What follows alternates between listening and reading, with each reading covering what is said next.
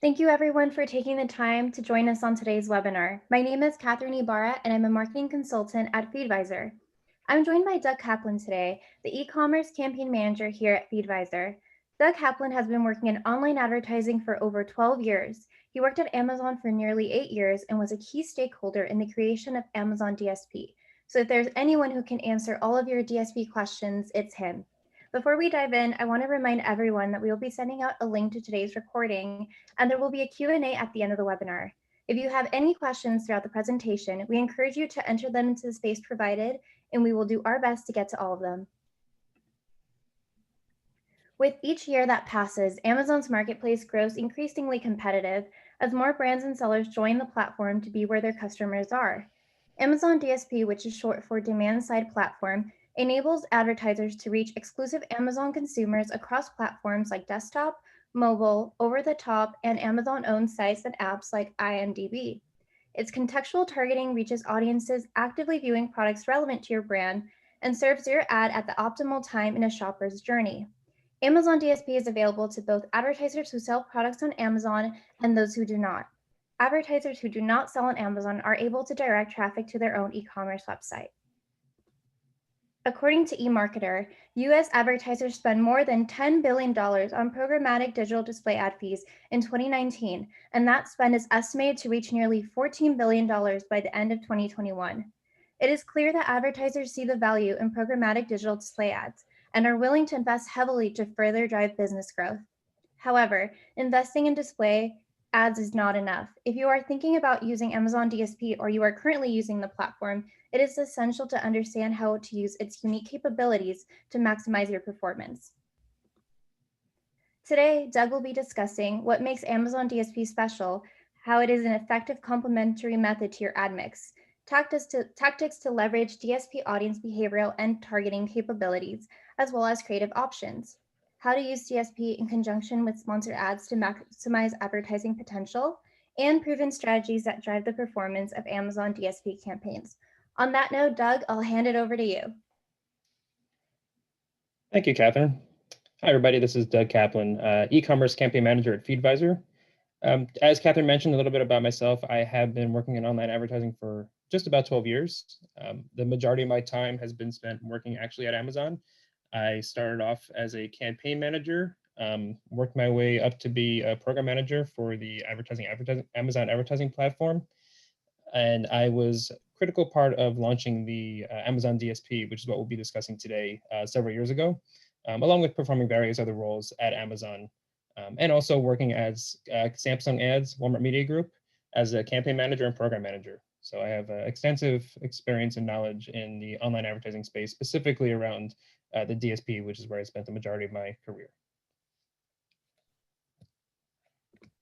My first question for the audience is going to be a poll. I'd like to kind of gauge the knowledge and experience of the people who are attending this webinar, and just to see how many people are currently using the Amazon DSP. So you should have a poll in front of you just to gauge some interest and understanding of where the audience is currently at experience-wise.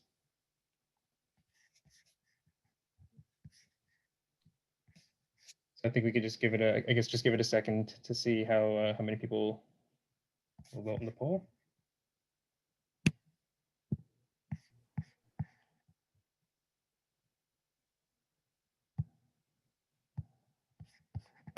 Results are in, and actually the majority of people, about 60%, have not had experience on the DSP, which is great, and about 35% have experience.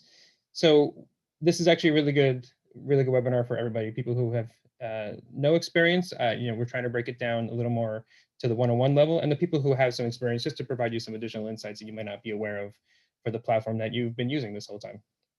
So I appreciate the responses, everybody. Thank you so much.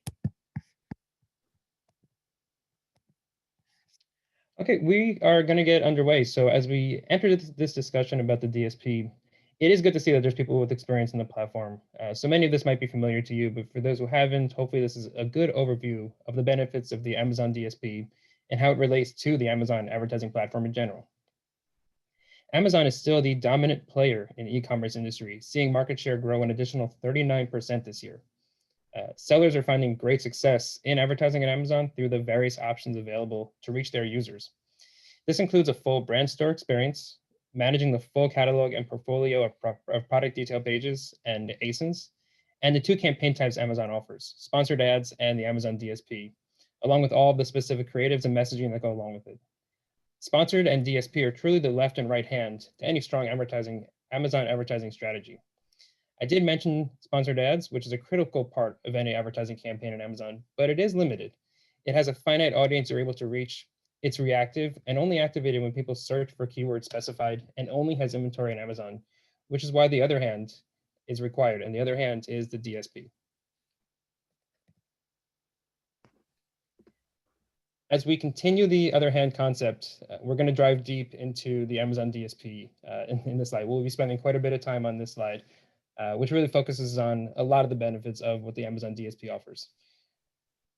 The DSP is the perfect counterpart to a sponsored ad campaign. As I mentioned earlier, the sponsored ads is a very reactive, finite list of users. The DSP is proactive with immense scale and reach across both Amazon properties and the entire programmatic internet. The Amazon DSP is a demand-side platform similar to others in the industry, like the Trade Desk, Google's DV360, or Adobe Campaign Manager, which allows businesses to advertise programmatically and buy display and video campaigns at scale. The differentiator between the Amazon DSP and the others I mentioned earlier is that Amazon's was designed to drive traffic to Amazon.com or keep users on the site longer, which leads to a large likelihood of purchasing a product and includes all reporting on sales exclusive to Amazon. To provide this service, they use what we call the Amazon DSP Superpowers. The first superpower is their inventory, which includes their owned and operated properties such as Amazon.com, IMDb, Amazon Publisher Services, and coming soon, Twitch, and many others, including the mobile web and app variations of these sites. This is in addition to the several exchanges Amazon is connected to for programmatic offsite inventory, which includes third-party mobile apps, CTV, OTT, and more announced regularly. The second superpower is their audience capabilities. This is the area Amazon really shines because of the extensive options that are exclusive to the Amazon DSP. I'm going to break this down into some finite granular detail and go over each option available to the users. We have a summary later on that'll show you all this information in summation. The first audience capability we want to discuss is retargeting. Retargeting allows ads to be served to users who interacted with a product detail page, searched for a specific product, or viewed a product detail page in a similar products carousel on the product detail page. These audiences can be built out of the advertiser's product catalog or off competitor products for competitive conquesting purposes. To note, you can't serve an ad on a competitor's product detail page as placement targeting is not available, but you can target ads to users who viewed a competitor's product detail page. These audiences can be split by lookback windows, meaning you can create an audience of users who viewed your product detail page in the last 30 days, 60 days, up to 365 days. You can use these audiences to explicitly or negatively target users. For example, you can create a line item targeting users who viewed your product detail page in the last 30 days, but didn't make a purchase of the product in the last 365. This is the lowest funnel targeting option the DSP has, and the one that produces the strongest performance return. Next up is prospecting. Prospecting is where you will access Amazon's rich set of curated segments based on a user's shopping and browse behavior. This is exclusive inventory to Amazon, and the only way to have access to this is through the Amazon DSP. Prospecting is broken down into two separate groups, in-market and lifestyle. In-market is users who have viewed items in a specific category in the last 30 days. The category could be books, cell phones, home office products, etc. Lifestyle segments includes habitual customers who have viewed and purchased multiple items within a category over the last 365 days.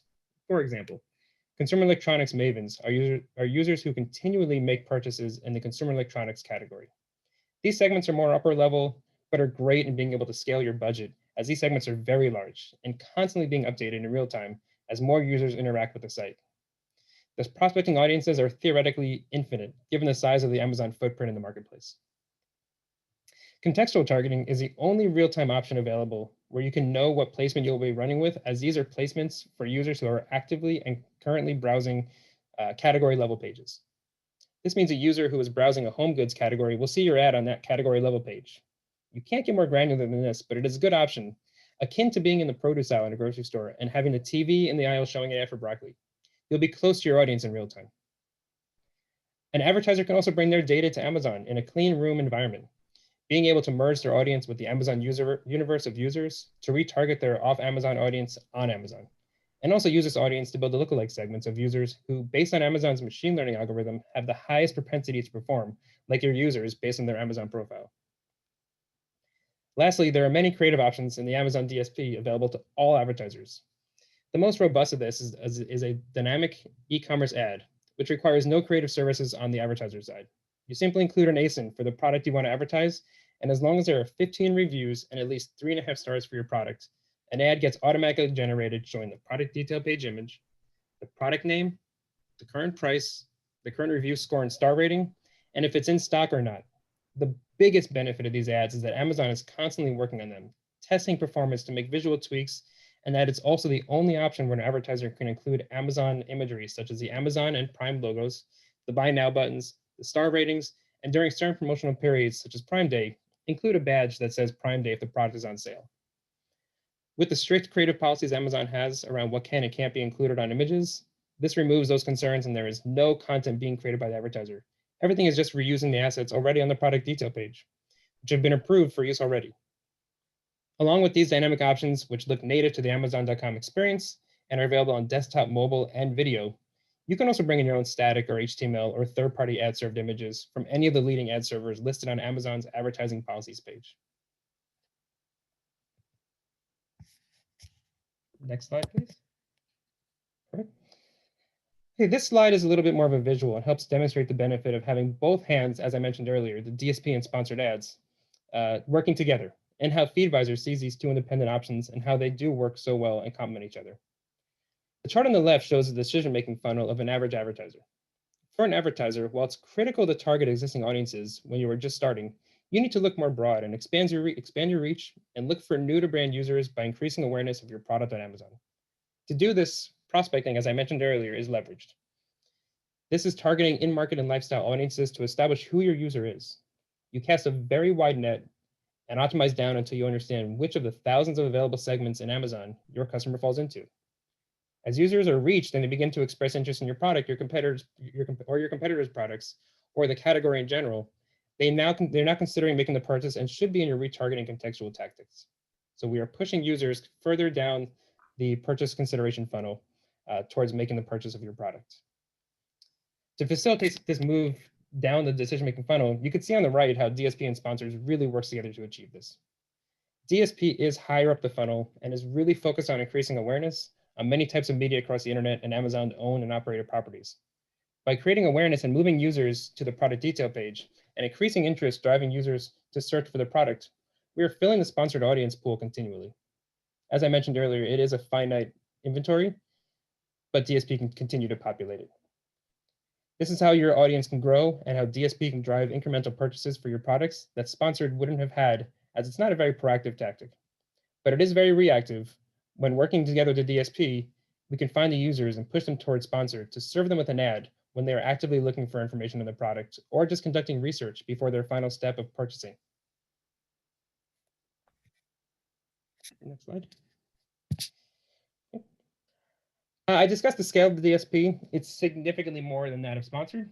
It is truly an infinite resource when branding and awareness is the goal. But even when performance is paramount, scale is still a strong attribute of the DSP. Using Amazon's first-party data is an affordable way to reach millions of users. Reaching an audience on other platforms that don't own the inventory requires paying large licensing fees they've brokered with the exchanges to access their audience data. Since Amazon owns the data, their costs are significantly lower. So not only do you get the rich shopper data exclusive to Amazon, you also pay less for it, which keeps your cost of inventory lower in general, which would lead to being able to serve more impressions and overall help performance. Speaking of performance, it is important to understand best practices on how to set up a campaign effectively on the DSP. The DSP is more set and forget it platform than sponsored, and when set up properly, requires simple monitoring, but not as many tweaks. Amazon has strong machine learning, which in real time can optimize campaigns if you give it enough options to do so to really get the best out of potential performance for your campaign. If you divide your campaign into many line items targeting different inventory sources and different recency windows and different retargeting options, Amazon has many levers to pull and allocate budget to optimize towards the KPI that the advertiser indicated. And speaking of KPIs, it is important to note that the DSP simply won't see the performance of sponsored. This is by design, though. The DSP, as discussed, is proactive, used to build awareness, push users further down the decision-making funnel, directly in the sponsored program to be where the user is looking, when they're specifically looking for your product. Also, with last click attribution going to sponsored, the DSP will continue to lose out on the attribution of purchases to sponsored, but Amazon offers reporting options, such as brand halo, to show the lift in sales due to the exposure provided by the DSP campaign. This is a way to show the larger benefit of the DSP that you simply can't see when you look at the ROAS alone. It's been said before, but the DSP allows you to scale and grow your audiences and continue to grow the finite resource that is your sponsored ads campaign with incremental audiences and purchases. And Feedvisor has the experience to know exactly which levers to pull to get the most out of the DSP for your campaigns.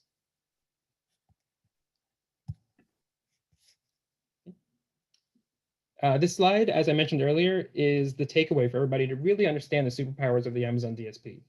I went into more detail than what is on this page, but this is a summation of the options available and a reminder this is available to all campaigns Feedvisor runs, as we have a very close relationship with Amazon and are fortunate enough to have access to all options available, as well as many beta opportunities that won't be available to every user for quite some time, such as contextual targeting and advanced budget optimizations, including multi-level budget on the order level.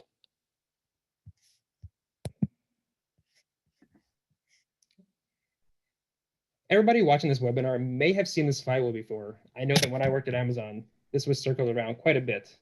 This was created by Jeff Bezos himself and has been circulated not only at Amazon, but across the industry as the general model for how Amazon was built decades ago.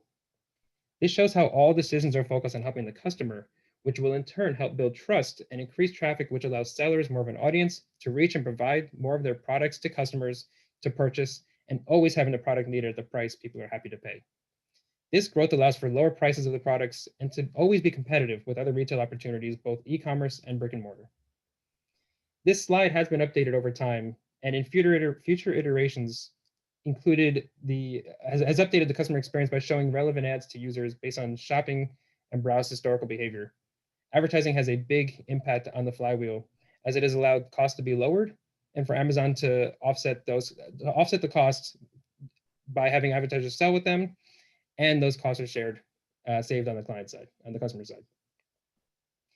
The inclusion of advertising in the Amazon Flywheel applies to both the DSP and sponsored ads, with the DSP looking for the right user in places you may not have thought to look for, and sponsored looking for the right placement to be somewhere when a user goes there to look.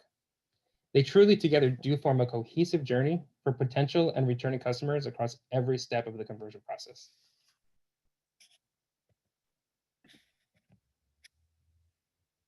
For our clients, we continually try and promote the DSP, but always in conjunction with a sponsored ads campaign. We actually don't encourage a DSP only campaign, as it doesn't get far down enough in the conversion funnel to push users over the edge to ultimately pull the trigger on making a purchase. For a client we continue to work with, I have to continually work hand in hand with our sponsored ads campaign manager to make sure our targeting tactics and creative messaging align, and also making sure we show individual as well as combined reporting to not show DSP and sponsored competing, but complementing each other as two critical components of their ad campaign. An example we've done was around our client's upcoming product launch. As we've discussed in previous slides, the DSP is the best tool when it comes to creating proactive awareness for this product launch. We used this during the pre-order period to drive awareness that the product was launching on a certain date and with specific features, and we did this to audiences that expressed interest in the product's category either from their historical shopping or browsing behavior. We drove users to the product detail page, which helped create a retargeting audience that we can continue to serve ads to with more aggressive creative copy, highlighting additional features from the ones the previous creator promoted. This full DSP pre-launch strategy created product awareness, interest, and excitement. And as we got closer to the product launch, we dialed up the spend on our sponsored ad campaign, because by then people were aware of the product and actively going to Amazon to search for it and do their research on site. This launch period was vital to have the DSP and sponsored campaigns live at the same time, but start pushing more budget to sponsored, covering the user with advertising at every step of the purchase decision funnel that simply cannot have been done had it not been for leveraging both the DSP and sponsored ads. The DSP building awareness and interest in sponsored, greatly nudging your users along to their final purchase point of their funnel is a recipe for success.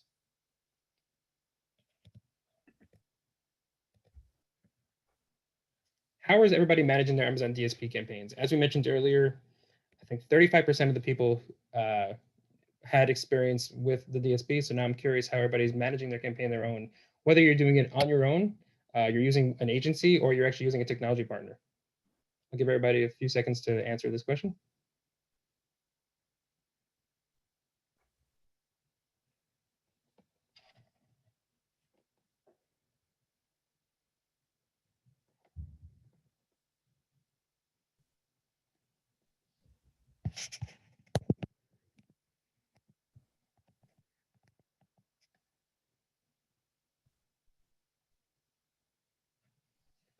Okay, perfect.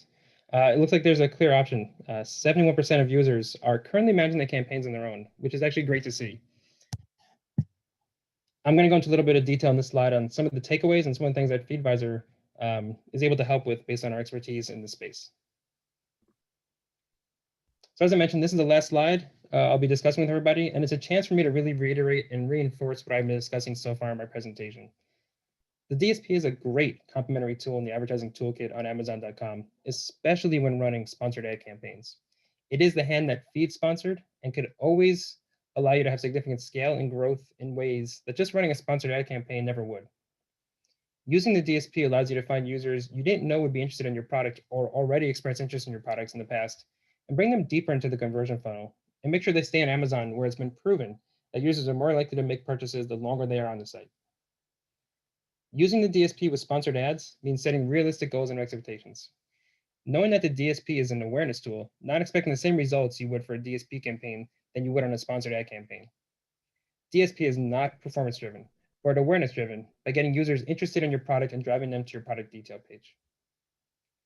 Feedvisor has managed successful DSP campaigns and sponsored ad campaigns on Amazon and can help create a media plan that takes advantage of both platforms to create awareness via the DSP and conversions via the sponsored ad program. That's it for me, and I'm actually going to hand it back to Catherine to discuss the impact advertising has had for brands and retailers during the Turkey 5. Thank you, Doug. In today's competitive climate, advertising is a crucial component to any e-commerce strategy, especially during Q4. Advertisers almost always dial up their ad spend during the holiday season to account for the increase in search traffic. This year, brands and retailers upped their ad spend on Amazon and Walmart by 209% during the Turkey 5 compared to the same period last year. On this slide, we can see that across categories, impressions on Amazon and Walmart more than doubled during the Turkey 5 this year compared to last year. With consumers' accelerated adoption of e-commerce over the course of the last year, we can expect to continue seeing increased impression counts on keywords across categories as shoppers move online. As a result, expect to see brands and retailers' media budgets increasingly shift to e-marketplaces to keep up with demand. To capitalize on this, having a full funnel advertising strategy can maximize your sales, especially when you use Amazon DSP in conjunction with sponsored ads. For more information on brands and retailer sales and advertising performance during the holiday season, you can download our Turkey 5 2020 analysis via the link below. The free report includes category sales growth across Amazon and Walmart this year compared to the Turkey 5 in 2019, advertising performance metrics including ROAS, CPCs, and impressions, and statistics regarding consumer sentiment towards the Turkey 5 and purchase intent for the rest of the holiday season. Before we get started with the Q&A, a brief poll will appear on your screen. If you are interested in learning more about the ongoing initiatives we have here at Feedvisor, let us know and we will follow up. Now let's dive into your questions. We will try to get through as many as possible.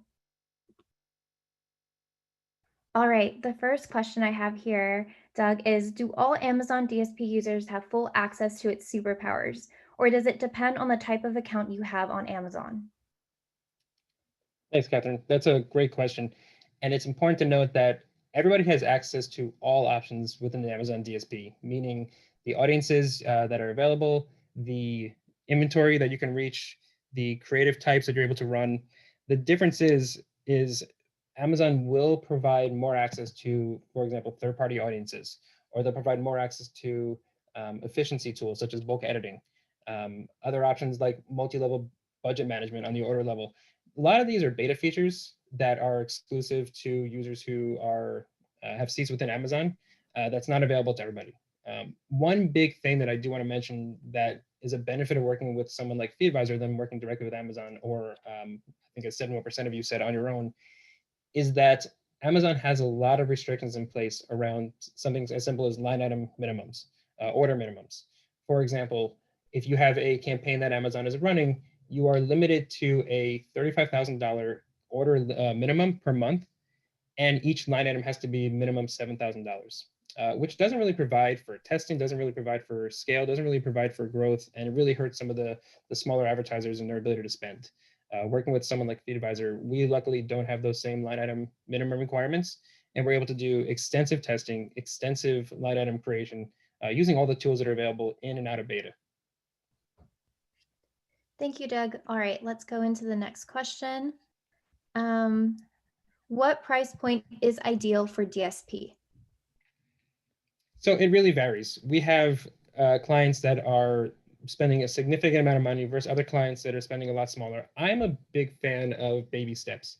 I know a lot of advertisers want to run very fast, but I'm with the DSP being a very new tool to a lot of advertisers, I'm a big fan of starting small. I had a recent client who is in the medicinal field, and one of the things I recommended to them was starting small with $5,000 a month. Along with that, you start ramping it up. I think the DSP is something that people need to understand the benefit of. You need to be able to see the impact on the sponsored ad campaign. And a $5,000 start is a pretty good, decent number, ramping up to 10,000 throughout the remainder of the month, potentially doubling that in the following month. It can go upwards, from there, but really we want to start with a minimum of around $5,000 to $10,000. The reason for this is we really want to make sure there's a statistical significant amount of inventory delivered, so that you get enough impressions served to be able to get data out of it and really be able to do something with it. Again, since it is CPM based compared to a CPC of sponsored ads, you can deliver a lot more impressions on the DSP than you could on sponsored, and get a lot more data out of it for that. But I think the price point is really flexible. But I think between $5,000 to $10,000 for a small advertiser is fair. I think a little bit of a larger size advertiser, I think you're looking closer to $25,000 a month, and then again upwards from there once it starts to prove itself. All right, next question. Would you share your experience how to make sure a successful DSP for non-consumable products? Sure. So in the past, and it's been quite some time, so I want to make sure I don't speak too much on this point, but I have worked in the past for a financial services company who was not what Amazon calls an endemic advertiser, which means they don't sell their product on Amazon.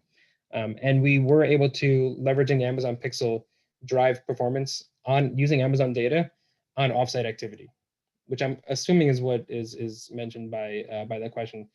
I do think I probably want a little bit more information on that question, so I'm happy to take that offline. If where I was starting to go is in line with what you were looking to have answered, but I would love to discuss that in further detail after the webinar. Great. Okay, next question. It seems like DSP is a pricey advertising option. How much does it typically cost to run this type of campaign? I think it definitely looks that way. I think the idea that it's not performance driven, meaning that it's not CPC, you are paying for impressions whether users respond or not.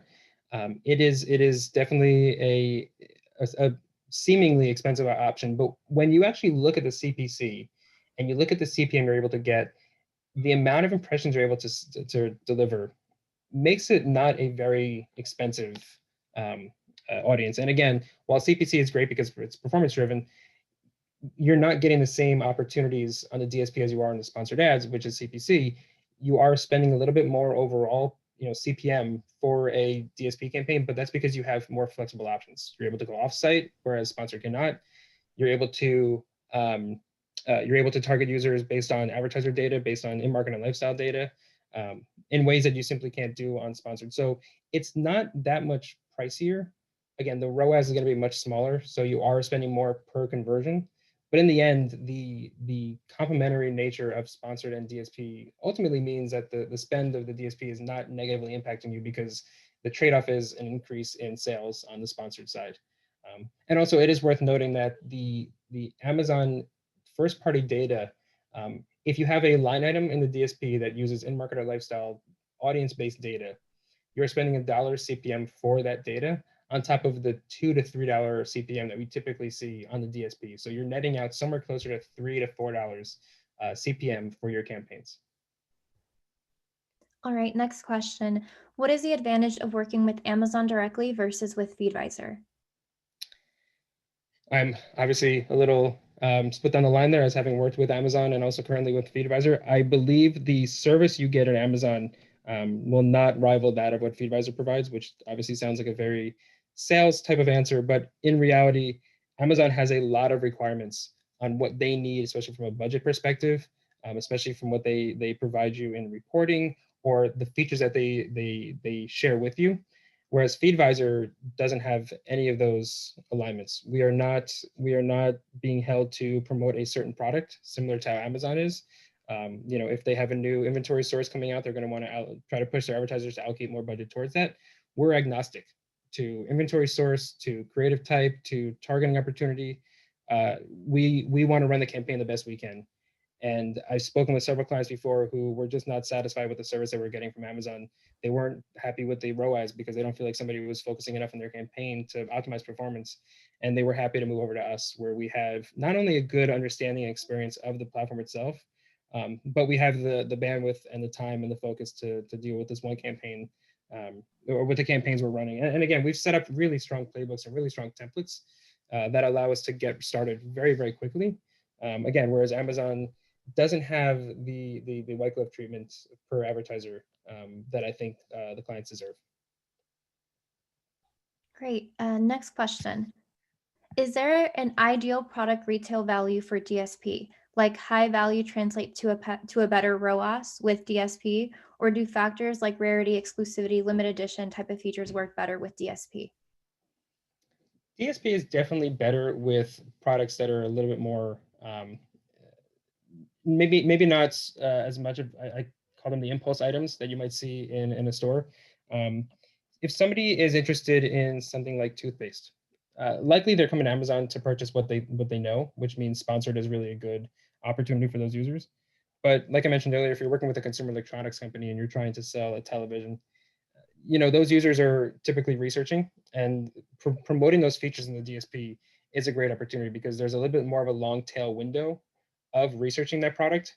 And again, like I said, with retargeting, we are able to do up to 365 days look back for users who have expressed interest in that product at any time during that year-long window.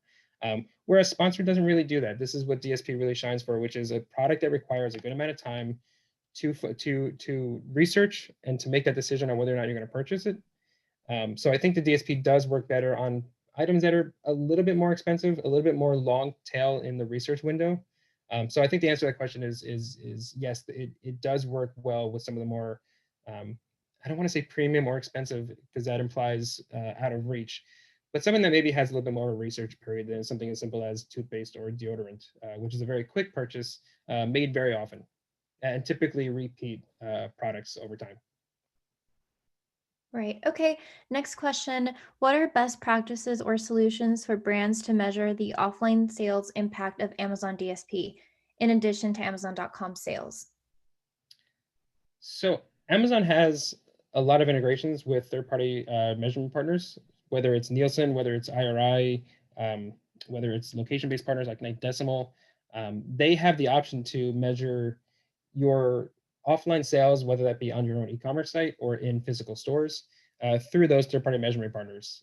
Along with that, Amazon also does have the Pixel, which is able to be placed on your advertising website and track those conversions that were generated from the Amazon DSP campaign. I do think it's really, really, really important to know that there is a opportunities for Millward Brown brand lift studies that can show you the impact of your advertising beyond just the paid campaign itself.